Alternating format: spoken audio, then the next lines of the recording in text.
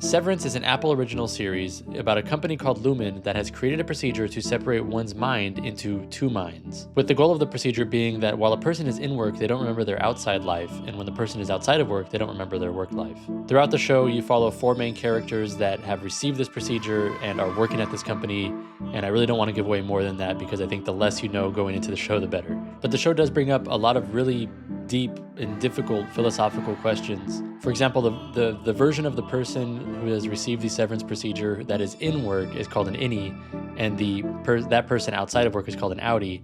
Are those two separate people? They have different sets of memories, they have different sets of experiences that do not correlate with one another, that either one doesn't know about the other. So are these two different people, or are they still one person? And this even raises theological questions about a person's soul. Can the innie go to heaven while the outie goes to hell, as is suggested in one episode? Would it be ethical to get this procedure if it were a real thing? And would the Catholic Church allow people to get it, or would they consider it a sin? We're going to explore all of these questions in this video, but before we do, make sure to like this video and subscribe to the channel. Consider becoming a member to support the channel and get exclusive perks. More on that later. Now, there are going to be very minor spoilers in this video. Maybe not so minor. So if that's not okay with you, go ahead and feel free to stop watching the video now. You're not going to hurt my feelings that much, but maybe a little bit, but that's okay. Having the proper experience when watching Severance, I think, is more important than watching this video. So go ahead. It's fine. It's fine. Bye. I'll see you later.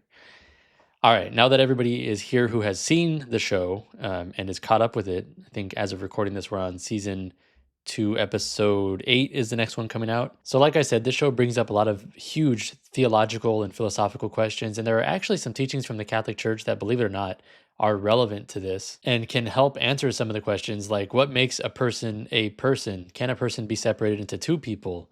Can a soul be separated into two souls? It's kind of crazy to think that the concepts that have arisen, the questions that have come out of this almost like sci-fi type of show actually bring up questions that the Catholic Church has spoken on in the past, which is, I don't know, that's something interesting about that. For example, on the question of whether an innie and an outie are separate people, if now one person has been made into two separate people, it helps to have a framework to understand this, and it really helps to know what makes a person a person. What is the definition of a person? And the Catechism speaks on this directly. For example, in paragraph 362, it says, quote, "The human person created in the image of God is a being at once corporeal and spiritual.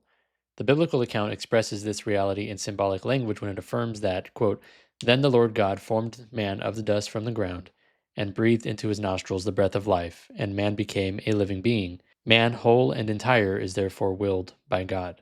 So we see here that in the Christian philosophy, a human person is a body and a spirit, a physical body and a soul. And this is stated more clearly a couple paragraphs later in paragraph 365 of the Catechism, which says, quote, "The unity of soul and body is so profound that one has to consider the soul to be the form of the body, i.e., it is because of its spiritual soul that the body, made of matter, becomes a living human body. Spirit and matter in man are not two natures united, but rather their union forms a single nature." So to summarize everything we just read, the Catechism is telling us that a human person is the unity of a body and a soul. And these aren't two separate, different things coming together, but they are two things that together make one distinct thing, which is one distinct person. So it would follow from that logic that if somebody is severed into an innie and an outie, so to speak, that is still one person. Those are not two separate people, even though their experiences are separate. So in the same way that the Nestorians were wrong for trying to say that Jesus had two separate natures, one human and one divine, equally, you would be wrong to say that an innie and an outie are separate people, because what makes up a single person is a soul and a body. And there is one soul and one body that is making up both the innie and the outie, and it is the same body and soul, so they are one person. Which has a whole bunch of implications for what happens in the show. Now, spoiler alert, spoilers are coming up. Huge spoilers, okay? This is a big spoiler. Do not watch this if you haven't seen all of season 1 and up to season 2, episode 6 or so. Okay, so we find out at the end of season 1 that Mark S's wife, who he believes was dead, is actually alive. So she's alive. We saw in season 2, episode 7, what her experience has been like for the past several years, but we know that she's alive. That means Mark S is currently married because marriage doesn't end until death. Before we go any further, I need to tell you why you should become a member of this channel. Members of any level get early access to videos. Many times they get access to these videos like 5 days before they're released to the public. They get access to exclusive videos that nobody else will ever see, including an interview with my grandparents who are Protestants, including a full interview with Trent Horn, and they get exclusive live streams. And sometimes I record videos live in front of members. So if you want to be part of that, then that is a great way to support the channel and get some extra perks. Now, if you want to get even more perks and you get the best bang for your buck, I recommend becoming a squad level member. At the squad level, you get a free gift from me, which right now is a coaster. In future years, the gift will change. You also get access to hidden channels in the Discord, and in one of those hidden channels, that is where we will do a monthly video chat. So check out becoming a member at the squad level. I think you get some really cool perks and you support the channel, which I really appreciate. Shout out to all the members who are supporting the channel. Thank you very much. Also, check out the shirts. Supporting the channel, even in these small ways, is a huge help, as this is now my full-time job. This is how I'm just paying the bills, putting food on the table. This is how I'm supporting the existence of myself and my wife. So I really appreciate all of the support for everybody who is contributing, whether by buying the merch or becoming a member, or even just watching the videos, liking the videos and sharing them, subscribing. All of that is a huge help. Thank you very much. Anyways, let's get back to the video. So Mark S is married, but his innie doesn't know anything about this. His innie, as far as his innie knows, his wife is passed away, and that's it. So under that framework, under that paradigm, if that were true, then Mark S would no longer be married. He would be a widower.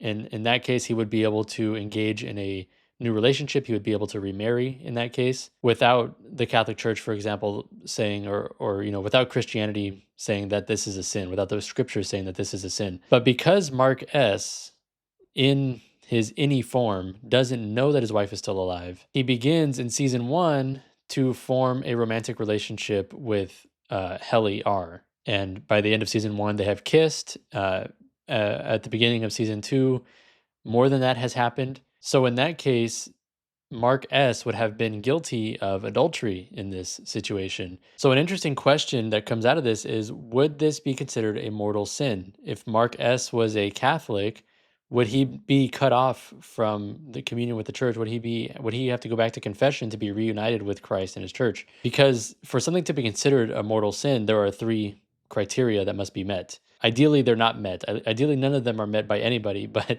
for something to be considered a mortal sin, it would have to meet through the 3 of these, all 3 of these criteria. So one, it would have to be a grave matter.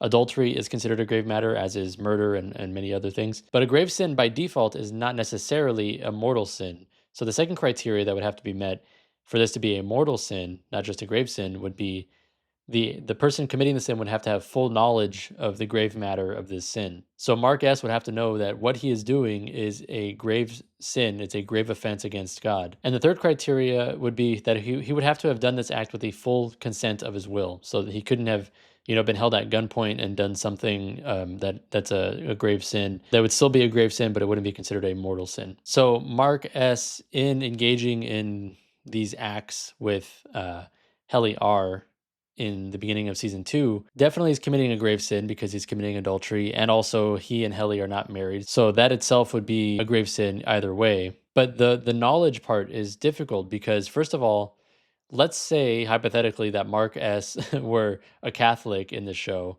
His innie would probably not be a Catholic. His innie would probably not know anything about Catholicism. He would have no memories of anything he's learned about Catholicism or scriptures or the teaching of the church or God or anything. So it would probably not be a mortal sin because he wouldn't have knowledge, one, of the teachings of Catholicism or Christianity and the Bible, and 2, he wouldn't have knowledge that his wife is still alive, except he does find out that his wife is alive later, as his innie, and he starts to search for her, but he still has this romantic connection with Helly, which is a whole other moral disaster. Now, the third criteria is met. Like, he's not being forced to engage in romantic acts with Helly. He's not being forced to commit grave sins with Helly. So that's all there. But the knowledge part is missing. So he doesn't have full knowledge of God. He doesn't have full knowledge of the law of God, of the Bible, of the church, of any of that. So he doesn't know that what he's doing is actually a grave sin. So now we've established, using the philosophy of the Catholic Church, that even though somebody is severed, that their innie and outie still make up one single person. They are not 2 separate people. But the actions committed by the innie, because of their lack of knowledge of the outside world and their lack of knowledge of the teachings of the Christian faith, they would not be accountable for any grave sins that they commit, which is just really interesting. I don't know. Is this interesting? Is this a stupid video? I think this is interesting. Maybe this is dumb. Maybe nobody cares. But I think this is really, really, really cool. And this gets into another question of whether an innie can go to heaven while an outie goes to hell or vice versa. This is brought up during a dinner between Bert and Fields and Irving. And Bert says that he received the severance procedure specifically because of Jesus. He says he was led to the severance procedure through Jesus. And he explains by saying he and Fields, who are um, in a relationship together, which is another grave sin. He and Fields went to a Lutheran church service where the pastor says that if somebody receives the severance procedure, their innie can go to heaven while their outie goes to hell. So an innie can go to heaven. Whilst the outie burns. And Fields says it's as if the pastor was listening to our conversation. So this sounds like a church that has actually been taken over by the company Lumen, not a church that is actually, expressing authentic Christian doctrine. Because I used to be a Lutheran, and I now disagree with Lutherans on many things, but I really don't think they would have this bad of a theology. Because to believe this, you would have to believe upon receiving the severance procedure, a new soul comes into being, or one soul is separated into two different souls. That is not at all possible because we know that a soul comes into being at conception when a new life is created. So the creation of a new soul has nothing to do with the creation of a separate set of memories or a separate brain. That is not how creating a new soul happens. A creation of a new soul happens through conception of a new child. So no, that is just bad theology. An innie would not be able to go to heaven while the outie goes to hell. Both of them are one person, and so that single person is going to a single destination. So all of this brings us to the question of whether or not the severance procedure itself is moral to administer and to agree to receive. This is a question that's brought up many times in the show, Severance itself. Especially early on in season 1, there are many, many people who express concern about Mark S. receiving this. There's one scene where people are protesting against the severance procedure and arguing that it should be abolished and banned and made illegal. And this is actually a pretty relevant question today, as some technologies that are similar to the severance procedure are coming into existence. Now, of course, they're not with the goal of severing one person's mind into two different experiences, but with the goal of merging humans and humans' brains with machines. I think the most prominent example of this is Elon Musk's Neuralink, which is basically a chip that is implanted into your brain, and you can communicate with the internet with your brain. Kind of a crazy concept. A lot of people are concerned about this kind of thing. And believe it or not, the Catholic Church does have something to say about this as well. For example, the Catechism speaks directly on whether or not it is ethical to receive unnecessary surgeries. Specifically in paragraph 2297, the Catechism says this, quote, "Except when performed for strictly therapeutic medical reasons, directly intended amputations, mutilations, and sterilizations performed on innocent persons are against the moral law." So in light of this quote, we could ask, is the severance procedure something that is done for a therapeutic effect? Is it done for strictly medical reasons? Well, no, it's actually done to cause the human brain to behave in ways that it's not originally intended to behave. So it's a procedure that is actually completely going against nature and therefore completely going against God's design. And so it stands to reason that, according to this quote, the Catholic Church would likely say that this procedure is not permissible. And similarly with other procedures, like I mentioned with Neuralink, things like that would probably also not be permissible by the Catholic Church. And to understand why, we could look to the Second Vatican Council and one of the documents it produced, Gaudium et Spes. Man, created to God's image, received a mandate to subject to himself the earth and all it contains, but always preserving the limits imposed by nature and respecting the integrity of creation. So this seems to suggest we're not supposed to go against nature's natural limitations in ways such as enhancing our brain's ability to do things it was not naturally made to do. Similarly, we can look at another church document called Donum Vitae, which says the following, quote, "Science and technology must be at the service of the human person, of his inalienable rights, of his true and integral good, in conformity with the plan and the will of God." So if we agree that it was the plan of God to create our brains in the current state that they are in, or at least in something very similar, it was definitely not God's plan to create our brains to be merged with computer chips, or to be severed into two separate sets of memories and experiences. So procedures like the severance procedure and like the Neuralink chip are definitely not in line with church teaching, as we've just seen. So all of that is to say, this entire video is to say that you should not receive the severance procedure, and you should not receive the Neuralink chip whenever that becomes available for the masses, or anything similar to that. Anyways, I hope all of this was interesting to you. It was certainly interesting to me to think about and to research. Have you seen Severance? What do you think of it? Do you like it? I think it's an amazing show, actually. I think it's probably the best show out right now. Drop your thoughts in the comments. Let me know if you agree with my assessment of what the church would have to say about a procedure like Severance or Neuralink. Let me know if I got anything wrong. Thank you for watching up to this point. If you enjoyed this video, make sure to give it a like and subscribe to the channel. Consider becoming a member by clicking the link in the description. Members got to see this video early. They always get to see videos early. So if that sounds interesting to you, then go ahead and support the channel in that way. It's a huge help. Thank you for everybody who's already supporting the channel. And until I see you next time, God bless.